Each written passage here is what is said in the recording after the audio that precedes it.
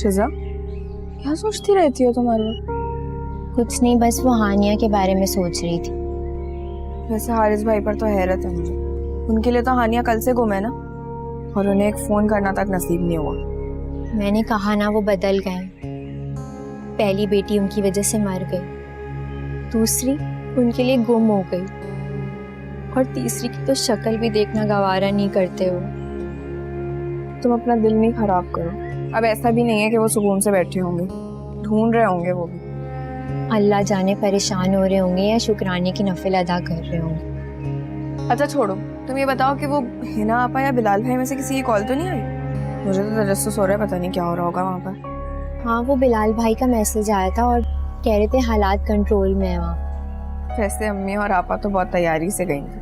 बस वो सबको मना ही रही होंगी। वैसे शिजा कुछ भी कह लो, हिना आपा में ना बहुत ज्यादा गट्स है। क्या फायदा ऐसी सलाहियतों का जिसकी वजह से उनकी अपनी पर्सनल लाइफ ही नाकाम हो। तो अब ठीक हो जाएगी ना, निकाह तो हो ही रहा है उनका। अल्लाह करे जैसा हिना आपा सोच रही हैं वैसा ही हो, और उन्हें उनकी खुशियाँ ज़ैन के साथ वापस मिल जाएं। इंशाल्लाह ऐसा ही होगा, देखना आपा सब ठीक कर। बस यही तो डर है, वो अपनी बेसब्री तबीयत से चीज़ों को बिगाड़ ही सकती हैं, संवारना कहाँ आता है उन्हें। अच्छा तुम टेंशन नहीं लो, सब ठीक हो जाएगा। चलो आओ, टीवी देखते हैं।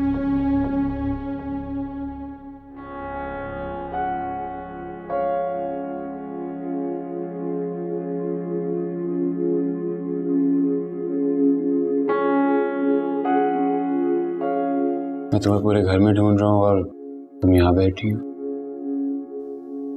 अब इतनी भी बुरी नहीं है मेरी शक्ल कि मुझे देखकर मुंह ही फेर लिया आपने। फरमाइए, कैसा है ना वो आज? खुद को और अपनी अधूरी जिंदगी को मुकम्मल करने आया हूँ। अब इन ड्रामेबाजियों का मुझ पर कोई असर नहीं होता। अच्छा, तो फिर यही बात मेरी नजरों में देखकर कहो ना, बहुत दिन हो गए इन आंखों में अपना अक्स देखे।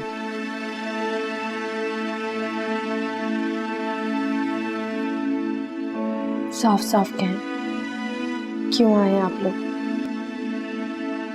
तुम्हें लेने। मुझे क्या पागल समझ रखा है आपने? जब दिल चाहा अपनी जिंदगी में शामिल कर लिया, और जब दिल चाहा जिंदगी से निकाल कर फेंक दिया। मारा, मैंने तुम्हें कभी खुद से और अपनी जिंदगी से अलग नहीं किया, कभी नहीं। वो तो अम्मी और आपा ही थे जो तुम्हारे साथ ज्यादती करते थे। तो ये ज्यादती करने वाला रिमोट कंट्रोल क्यों उनके हाथ में थमा रखा है आपने? अब ऐसा हरगिज नहीं होगा। क्या गारंटी है? हमारी मोहब्बत पे एतबार करके देखो। बहुत ठोकरें खा ली मैंने, अब मजीद ठोकरें खाने की हिम्मत नहीं है मुझ में। क्या फिर मुझे कुर्बानी का बकरा बनाकर ले जाना चाहते? गुनहगार हूं तुम्हारा, बहुत दुख दी है तुम्हें, लेकिन क्या करता, बहुत बेबस था मैं, बहुत बेबस। मगर अब हालात बदल चुके हैं। कुछ नहीं बदलेगा जब तक आप खुद नहीं बदलेंगे। मैं बहुत बदल चुका हूं माहिरा, पता नहीं तुम्हें कैसे यकीन दिलाऊं। बहुत बुरे, हाँ, बहुत तकलीफ पहुंचाई आपने मुझे। जानता हूं, बहुत हर्ट किया है तुम्हें मैंने, बहुत दुख दिए हैं तुम्हें, लेकिन अब ऐसा नहीं होगा।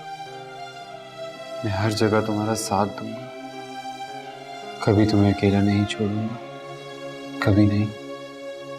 प्लीज एक आखिरी बार मेरी मोहब्बत पर, मुझ पर यकीन करके देखो, प्लीज प्लीज।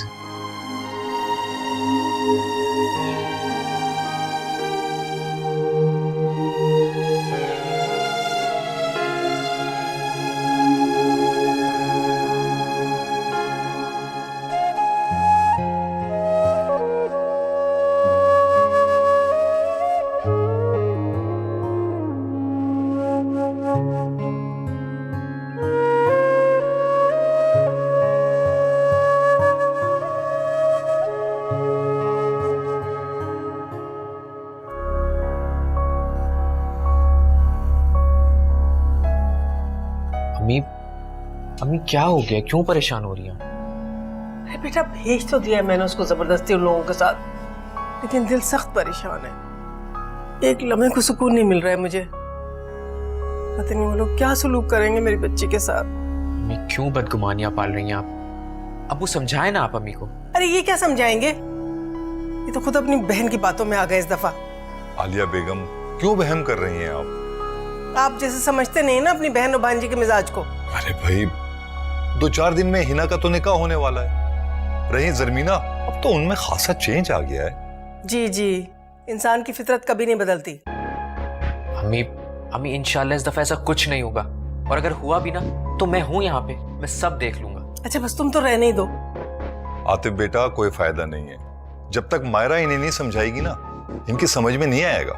देखिए मैं आप दोनों को बता ही देती हूँ, अगर इस दफा आपकी बहन ने कुछ ऐसा वैसा किया ना मेरी बच्ची के साथ तो मैं किसी को नहीं बख्शूंगी, कह दिया। अम्मी प्लीज बस करें, यकीन करें कुछ नहीं होगा ऐसा वैसा। आतिफ बेटा इन्हें कोई मीठी चीज खिलाओ, शुगर लेवल डाउन हो रहा है इनका। मेरा तो शुगर ही लो होता है ना। आप दुआ कीजिए आपकी बहन का बीपी ना हाई हो जाए, क्योंकि उसके बाद शामत मेरी बच्ची की आएगी। अच्छा अम्मी बस करें, अब कुछ खाने को मिलेगा, बहुत भूख लग रही है, प्लीज। तुम खाओ क्यों तुम?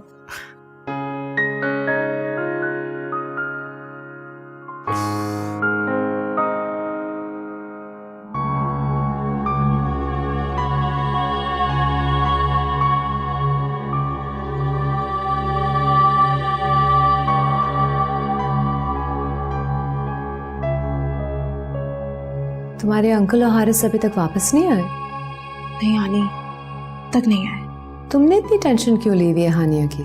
उसकी टेंशन कौन पागल ले रहा है? मैं तो ये सोच रही हूँ कि वो कभी भी ना मिले। इतनी भी जालिम नहीं हो आनी। मैं तो बस ये दुआ कर रही हूँ कि किसी तरीके से शिजा को इस बारे में पता चल जाए। उससे क्या होगा? हारिस और शिजा का रिलेशनशिप थोड़ा और खराब हो जाएगा। उससे तुम्हें क्या फायदा होगा? फायदा तो अभी भी बहुत हो रहा है, बस किस्मत साथ छोड़ गई।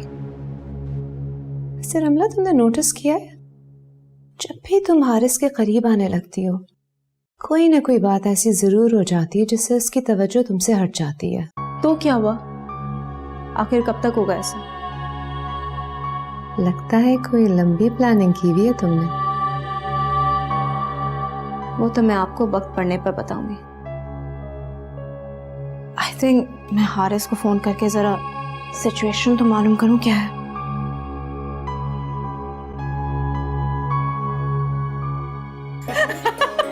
बे माशाल्लाह माशाल्लाह, आज बड़े अरसे के बाद मेरे घर में रौनक लगी है, हैं? खुशी की लहर दौड़ गई और मेरे सारे बच्चे जो है ना आज इकट्ठे हो गए। ये सब मायरा की वजह से हुआ है। आज तो बिलाल भी इतने अरसे बाद खुलकर मुस्कुराया है।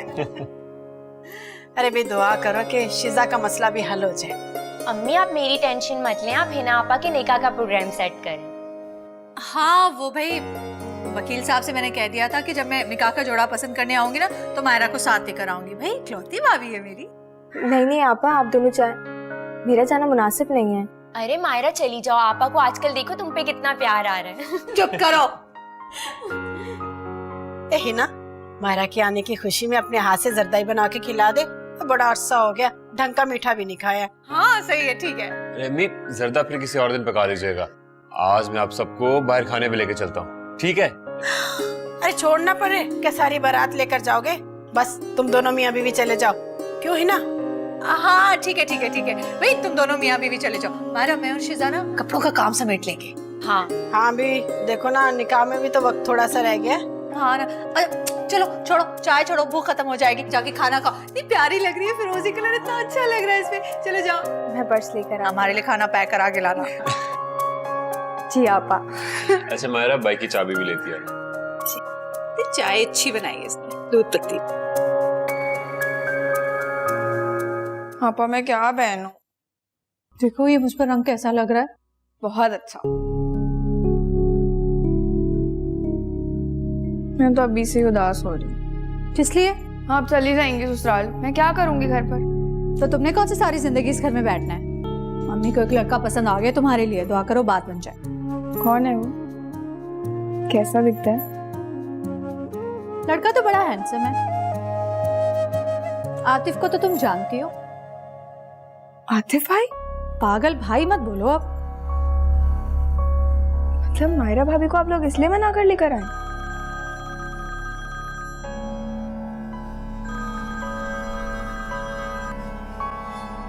कर लेना बात, मुझे पता है वकील साहब का फोन था। उनका बस चले ना, 24 घंटे सिर्फ बात ही करते रहे। आप बहुत खुशकिस्मत है कि आपको इतने मोहब्बत करने वाले हस्बैंड मिल रहे हैं, वरना कहाँ मिलते हैं आजकल। दुआ करो मुझे मेरा जैन मिल जाए, मेरी खुशियां तो तभी मुकम्मल होंगी।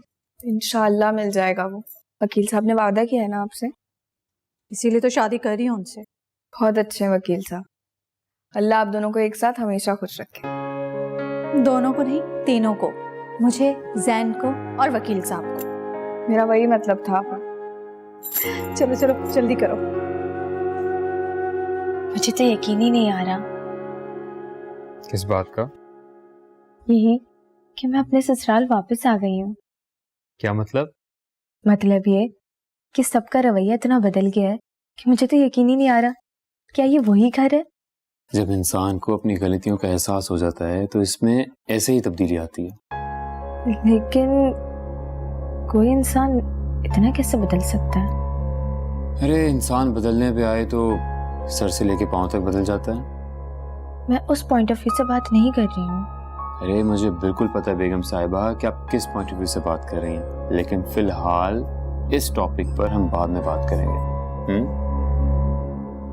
अच्छा, ये ब्रेसलेट का लॉक तो लगा दें। भाई हम तो खादिम हैं आपके, जो कहेंगी कर देंगे। लाइए।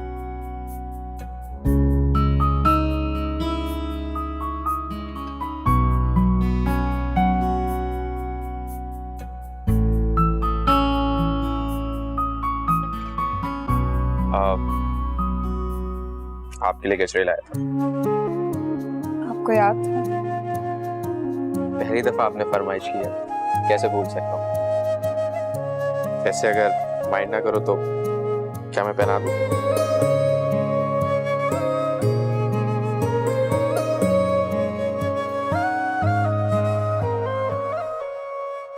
अरे अम्मी, आप क्यों आ गई यहाँ? बेटा आतिफ को देखा है तुमने कहीं?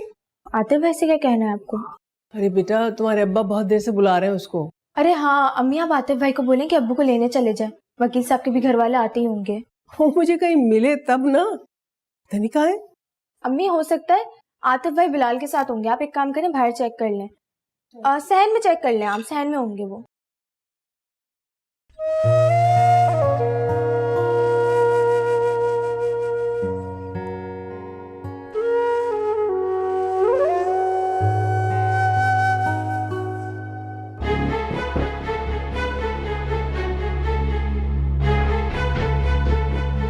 आतिफ?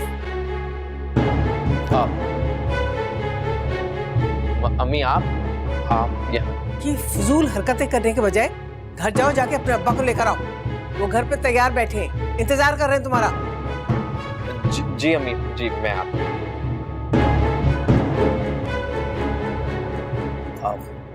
अच्छा एक काम करो, मैं अब्बू को लेकर आ रहा हूँ, ये वाला तुम खुद पहन लो।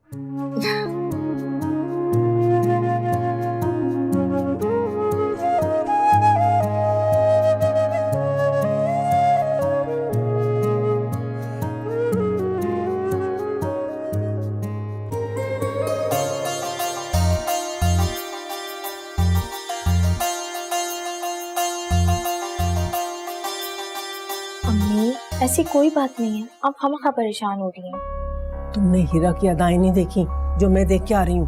हमें वो बेवकूफ सी लड़की है, उसे कहाँ पता चलता बात करने का।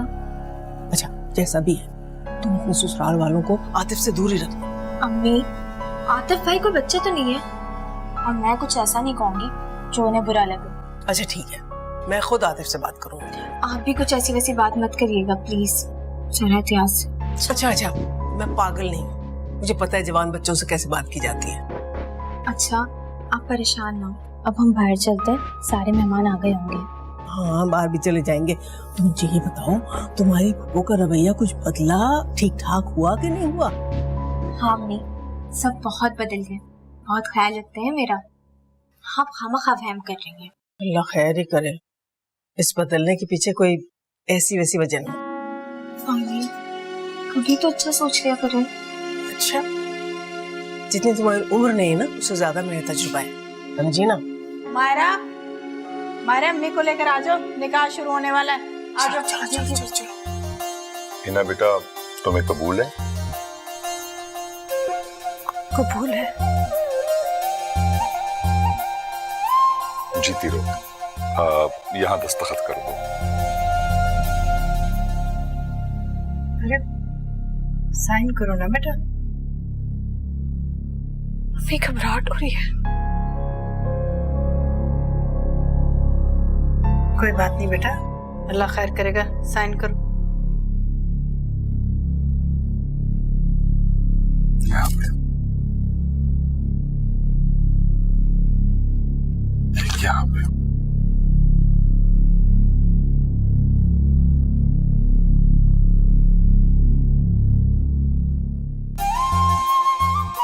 जीती रहो, खुश रहो। आप सबको मुबारक हो। खैर मुबारक भाई साहब।